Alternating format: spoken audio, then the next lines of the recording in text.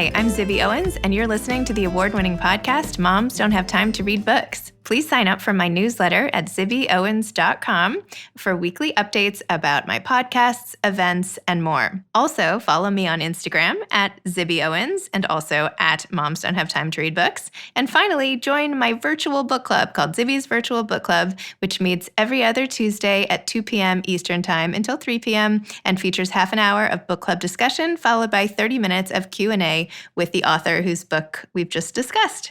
You can sign up on my website, zibbyowens.com, under the Virtual Book Club section, or even on Instagram under the link in my bio. I hope you'll find me in all these different channels and enjoy this podcast. Hi, listeners. I am so excited because Faherty is back as a sponsor this week.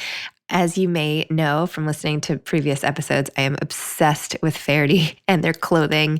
I discovered this little store in the Pacific Palisades Village Mall in LA, and my husband Kyle and I just went crazy. They have amazing men's clothes and women's clothes that are so soft and great fabrics and colors and everything else. And I have been a fan for so long. So when they approached me to be a sponsor, I was like over the moon.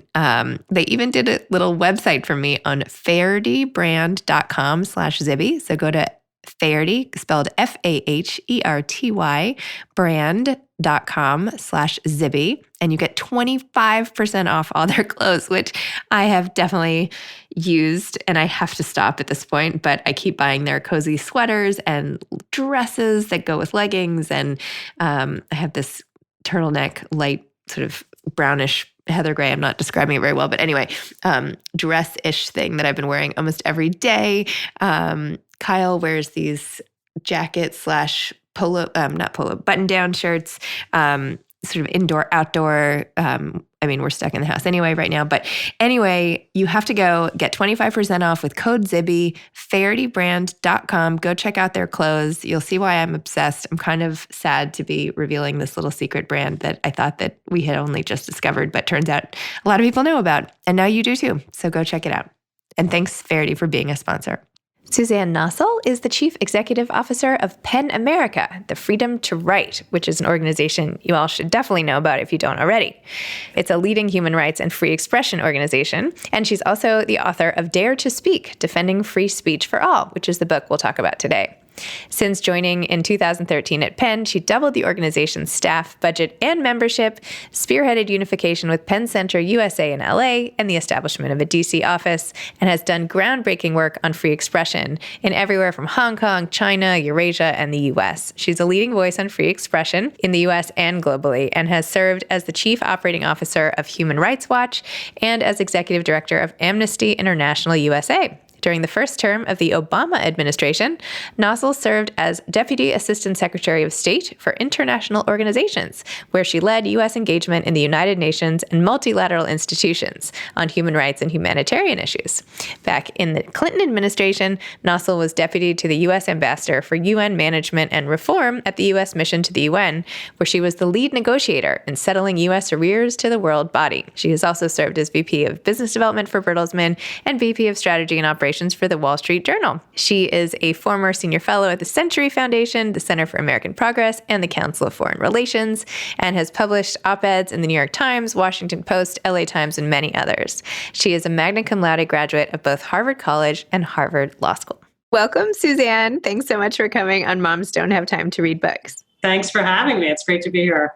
So let's discuss your book, Dare to Speak, Defending Free Speech for All. Amazing that you wrote this. There is so much information in here. It must have taken you a really long time to write and research and get it all like perfect with all the bullet points. And I don't know, it was just like, I feel like it's almost like a textbook sounds pejorative in some way, but it's like the resource on free speech. Like that's what it is. Like every lawyer should have it. Everybody should have it on their shelf in terms of like any questions related to this whole topic. That wasn't really a question, just a rave. Well, thank you so much. Yeah, it's like, well, moms don't have time to write books. More like it, that it was a bit of a high wire act. But well, tell me about it. Tell me when did you decide? And you're also a CEO of PEN America. When did you decide to write this book, and how did you decide what form it should take, and all of that? And then how did you get it done? Yeah. So Well, I had the ideas, I would say, were germinating for some time. In the daily work of PEN America, we confront so many free speech controversies, and we'd begun doing work on free speech on college campuses several years ago. And, whether it was professors being disciplined for something that they said in class, or controversies over messages chalked on walkways on campuses, demands for trigger warnings, arguments that the campus should become a safe space. All of that kind of really came to the foreground. And what I saw was a real sort of generational and cultural divide in how people thought about these issues. A lot of older people really pretty horrified that young people seemed so unfamiliar with and even alienated from the concept of free speech and ready to ask to be protected from uncomfortable ideas by their institutions, even if that meant letting the institution, the university administration have more power over them. Young people ready to do that, and older people saying, have you lost your mind? This is freedom of speech, and, you ought to be more resilient. And if you hear ideas you don't like, you just push back. And the answer to offensive speech is more speech. And I felt like the two sides were really sort of talking past each other. And so that was something that has guided our work on campus free speech, where we really make the argument time and again through trainings and workshops and engagements on individual campuses that the drive for a more equal, inclusive, and just society, which is what a lot of young people are striving for and working towards, is compatible with robust protections for free speech. And in fact, free speech can be an enabler of those social justice causes. So that basic idea, which kind of undergirds the book, was something that I came to feel very passionate about and feel like it needed to make its way out more widely into the world. And so I really conceived the book in the beginning part of 2019, and it was an editor. Honestly, I had sort of a morass of ideas, and she, when I met with her, said, well, why don't you make it into a set of principles? And sort of the moment she said that, suddenly something clicked, and I felt like, okay, I could imagine doing that. I could sort of see how that seems like a manageable task, whereas wrestling to the ground all these complex issues without a clear structure felt a bit overwhelming. And so that's how I started. Wow. And then what happened? How did you end up, how long did it take to write it, and how did you structure it and fit it into the rest of your life? It was hard. One really important thing was I hired two really smart research assistants, and it was a process to find them. And I had to test out a lot of people. And I knew sort of what I wanted the 20 chapters to be. And I had ideas for each one, but I needed them to pull examples of different kinds of phenomena and to look through the secondary literature. And so I sort of put them to work, and they helped by creating memos. And then I took 5 weeks off last summer, because my job is really busy and demanding, and there's a lot of evening work and weekend work. And so I knew I needed a concentrated block of time. My kids were at camp, which also really helped. So I, was pretty free and clear. And I just I worked in the Performing Arts Library on the Upper West Side, and I would just force myself to be there when it opened. And I basically had to rough out a chapter each day. And it was really pretty grueling. But by the end of that 5 weeks, I kind of had a skeleton of the whole thing. And then it was months of revisions and back and forth and engaging with different experts who I wanted to review different parts of the manuscript. But kind of the psychological hurdle of climbing the mountain was really last summer. Wow. Well, tell me also a little more about your amazing background, because you worked in the White House for the UN, you have done everything. Harvard, 2 Harvards, right? You went to undergrad and the law school.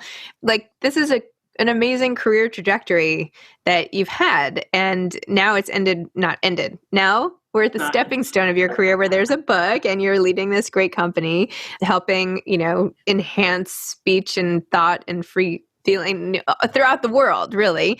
So tell me a little about when you were a kid, did you think this is what you wanted to do? When did you know this is sort of the path you wanted to be on? And how did you start out, and how did you end up here? Yeah, I was always sort of interested in kind of human rights issues, international affairs. Like as a young child, I was involved in the movement to free Soviet Jews who were stuck under that authoritarian government, couldn't practice their religion, weren't allowed to emigrate. And there was a big movement here in the US to support them. And my family at one point traveled over to meet with some of those. They were called refuseniks. And so I think that made a big impression on me. My parents were also from South Africa. They grew up in apartheid South Africa, and I had a lot of relatives in South Africa who we would visit growing up. And my parents were not terribly political, but I think for me it was jarring growing up in kind of the liberal suburbs of New York and then going to visit, what was still apartheid South Africa in the 1980s and seeing, segregated buses and beaches and water fountains and kind of trying to make sense of that. So actually, after college, it was the beginning of the kind of opening up in South Africa. And I spent 2 years working in Johannesburg as part of most of the time was as part of an effort to combat political violence in the townships during the transition. It was kind of working with all the different political parties, the police, the churches, the businesses, civics, unions. And that was amazing and kind of really inspired, I would say, the rest of my career in human rights and international affairs, being part of that momentous transition and, how it teetered on the precipice of erupting into, explosive violence, but, they sort of managed to push it through relatively peacefully and just being very close to the action with that, which was just kind of the luck of being in the right place at the right time, I would say kind of kindled a fire that has sort of kept me going my whole career. Wow. That's a very unique way.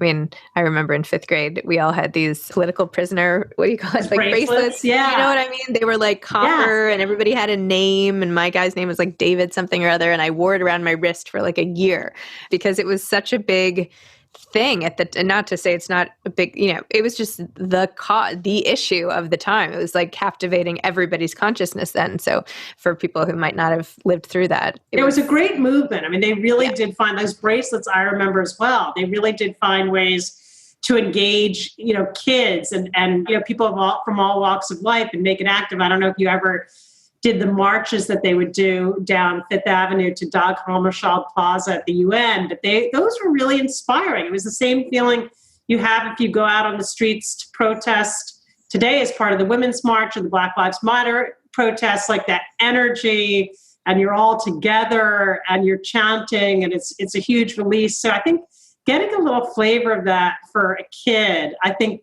for some people, and I think I'm one of them, sort of ends up being something very powerful that you kind of are drawn to try to come back to at different points in your life. And as you sort of navigated through your career decisions, was there any one point that you feel like looking back led you to where you were? Like, is there any job you took or anything where you were having, I don't know, there were like 2 forks in the road and you went this way and that's how you ended up here, and like how you ended up at a nonprofit at this stage? Yeah, I mean, I sort of had a corporate career where I was at McKinsey and then Bertelsmann Media and the Wall Street Journal. And I learned a lot and I really enjoyed it. And I still have friends and colleagues from, each of those stages who I've remained close with. But then there was a certain point where kind of in my head, I was doing that to gain skills that I thought I ultimately wanted to use in another arena and in something that was more human rights or public service oriented. So there was kind of a turning point where I left the Wall Street Journal and went to Human Rights Watch to become the COO, which was really using my management skills. But that was, it was kind of a breaking point to decide, like, all right, if I'm saying this is why I've, taken the time to be in the private sector and it's for another purpose, like I kind of need to make good on that. Because if I stay here too long, that might really fall away and I might end up with a very different career than, what I thought I was embarking on.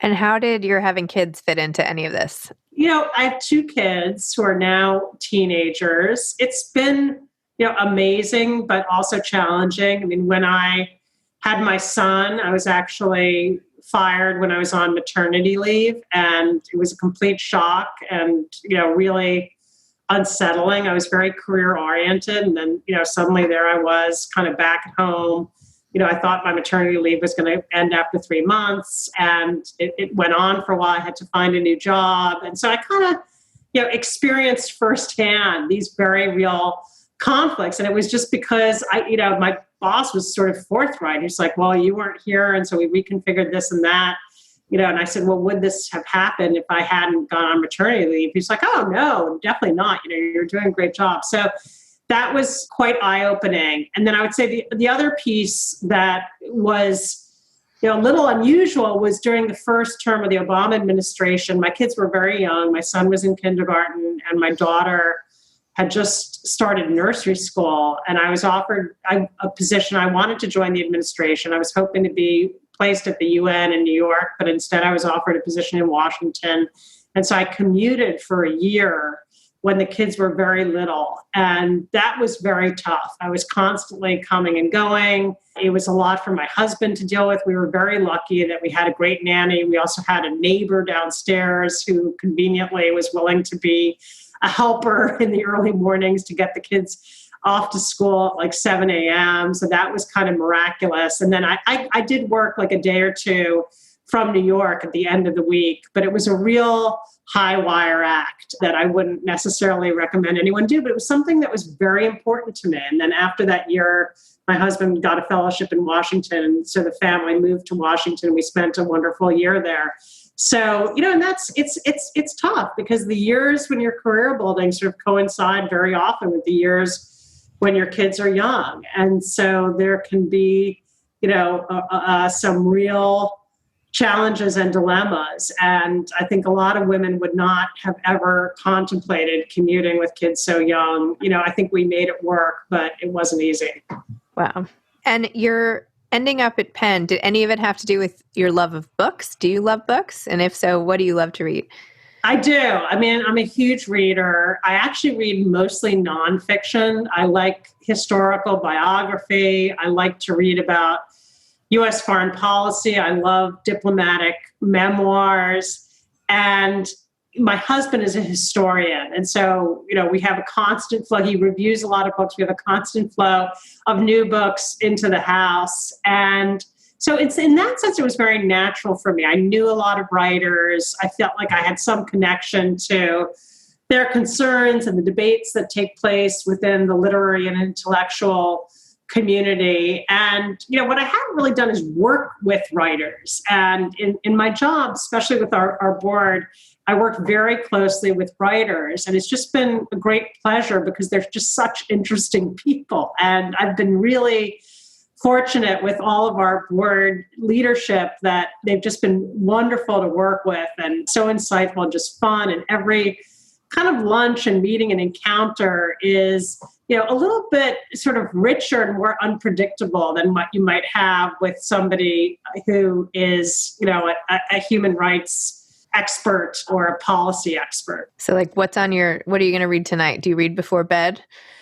Tonight, I mean, we're talking the day before the election, so it may be a little hard to peel myself away from Twitter. I'm actually trying to get through Nick Lemon's article in the New Yorker about what's next for the Republican Party because I'm very curious about that. So that's what's on my nightstand right now.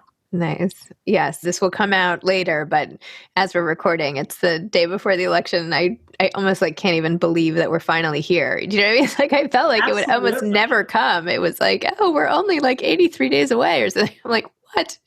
Now here we are. Right. By the time this comes out, we will know a lot more about the future of this country. Perhaps, or perhaps not. I mean, who knows? These things sometimes drag on. So we'll see what happens.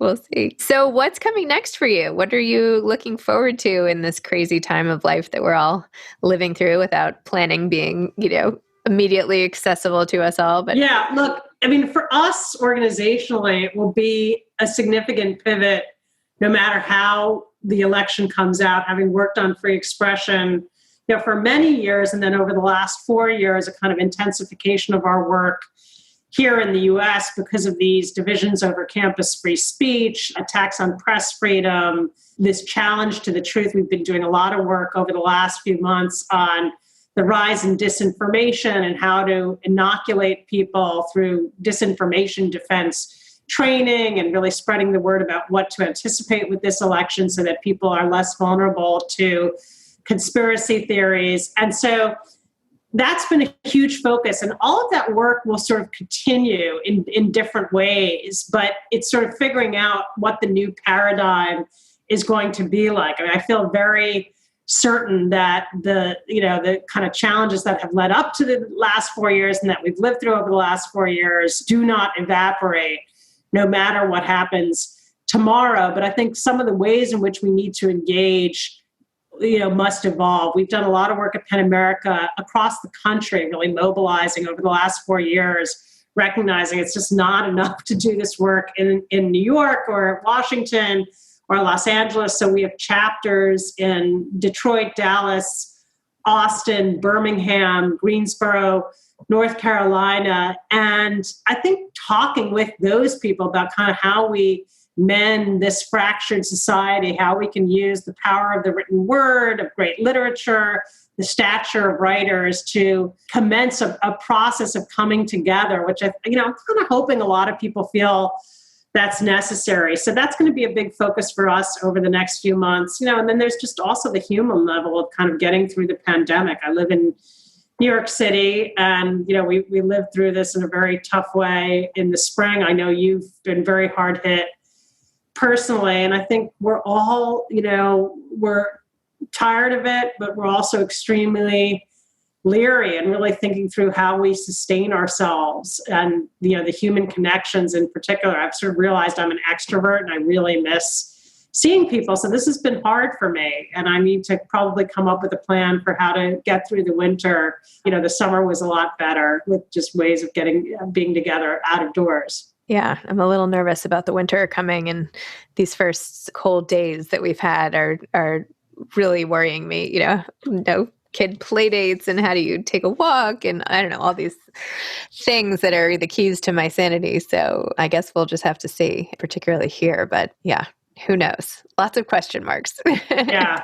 Well, I have to say, I was so lucky to have been invited to the Penn Gala last year, back when galas were a thing. And, I felt like a kid in a candy store, because everywhere you turned, you were like bumping into amazing authors. And I didn't even recognize, I'm sure, 3/4 of them, which is the crazy thing about authors, is you can sit and read for days or weeks somebody's work and then pass them crossing the street and not even realize.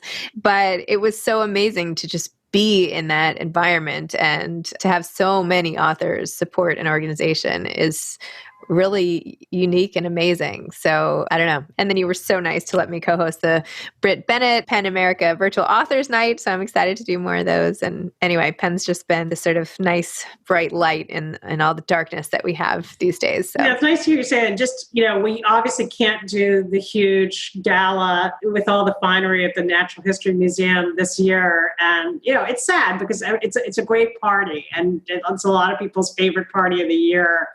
And so we really miss it. We're doing a virtual version that will be in the beginning of December. And we've got Patti Smith. We've got, actually, Bono is coming, not entirely public, but I'll let your audience in on the secret in the hope that news will be out by the time this podcast is released.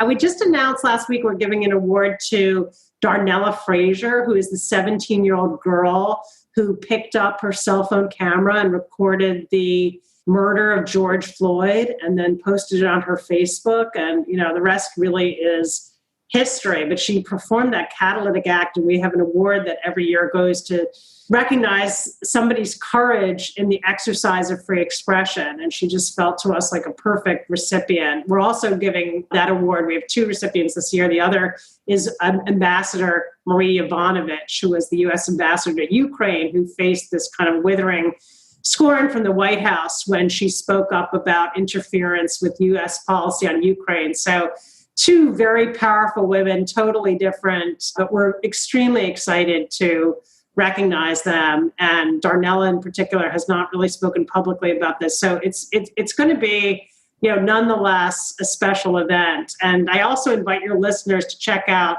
you did that wonderful event with Britt Bennett, and we have many other authors evenings that are kind of these intimate, small scale, really interactive give and takes. It's not like your typical webinar when, as an audience member, you're just sort of in receive mode, or maybe you're lucky enough to put a question in the chat. Now you can actually, with our events, have a bit of a dialogue with, a famous author, whoever it may be. We had Bob Woodward, we've got Susan Glasser and Peter Baker. We're going to do one with Isabel Wilkerson. So I encourage people to check out our website and join us for these events. They're really kind of a balm for book lovers at this time when so many of the book parties and readings and things that we normally enjoy are off limits. Well, if you need a moderator for Isabel Wilkerson, if that's available, let me know. Right. Okay, I'm kidding. Anyway, well, congratulations on your book, Dare to Speak, Defending Free Speech for All. This is really fantastic. And I am wearing proudly red to match your cover today. So thank you so much. I appreciate the color coordination. It's great to see you. Great Happy to see you, election Suzanne. day. Happy winter arriving. I feel for you. I share the same feelings about the walks and the ways that we've stayed sane, but we'll find some new ones. It's going to work out. We'll be okay. Lots of hot chocolate. Yes, exactly. Precisely. I think we have the same, we're attracted to the same creature comforts, it sounds like. Exactly. Yes. Okay. Bye, Thanks Suzanne. a lot. Bye. Thanks so much. Bye-bye. Thanks again to Faherty for being a sponsor today. Go to fahertybrand.com/Zibby and get 25% off. Enter code Zibby for 25% off these amazing, comfy winter clothes and summer, but for now, winter, and you will thank me. Thanks for listening to this episode of Moms Don't Have Time to Read Books. Don't forget to follow me on Instagram at Zibby Owens and at Moms Don't Have Time to Read Books. Also sign up for my newsletter at zibbyowens.com and sign up for my virtual book club and meet lots of authors on Zoom every other week. Thanks so much to Steve and Ryan at Texture Sound for the sound editing. And thank you to Morning Moon Productions for providing this fantastic intro and outro music.